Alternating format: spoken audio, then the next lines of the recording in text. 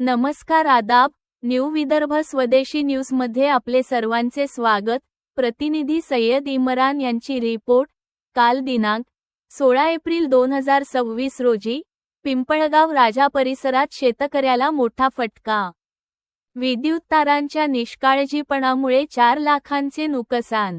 सध्या शेतकऱ्यांवर विविध प्रकारची संकटे कोसळत असताना खामगाव तालुक्यातील बोरजवळा शिवारात घडलेल्या घटनेने प्रशासनाच्या कारभारावर गंभीर प्रश्नचिन्ह निर्माण केले आहे। निसर्गाच्या लहरीपणामुळे आधीच त्रस्त असलेल्या शेतकऱ्यांना आता यंत्रणांच्या निष्काळजीपणाचाही फटका बसत असल्याचे चित्र समोर आले आहे। मिळालेल्या माहितीनुसार बोरजवळा येथील शेतकरी बाळू झेलबा तोमर यांच्या गट क्रमांक 176 मधील सुमारे 4 एकर शेतीत उभ्या असलेल्या मका पिकासह शेतातील स्प्रिंकलर पाईप, ठिबक सिंचनाच्या नळ्या व इतर साहित्य आगीत पूर्णतः जळून खाक झाले। या आगीमुळे शेतकऱ्याचे अंदाजे 4 लाख रुपयांचे नुकसान झाले आहे। प्राथमिक माहितीनुसार शेताजवळून गेलेल्या विद्युत तार जमिनीपासून अत्यंत कमी उंचीवर असल्यामुळे त्या एकमेकांना घासून ठिणग्या पडल्या आणि त्यातूनच ही आग लागल्याचा अंदाज व्यक्त केला जात आहे।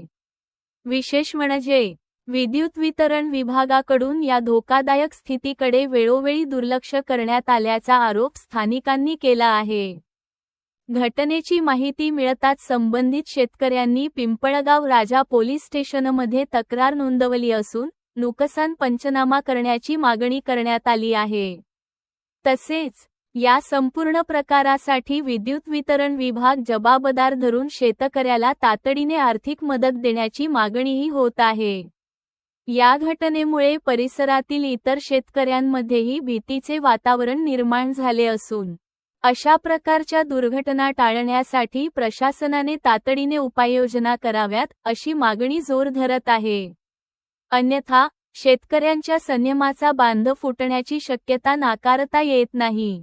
दरम्यान संबंधित विभागाकडून अद्याप कोणतीही अधिकृत प्रतिक्रिया देण्यात आलेली नाही। त्यामुळे या प्रकरणात प्रशासन काय भूमिका घेते याकडे सर्वांचे लक्ष लागले आहे।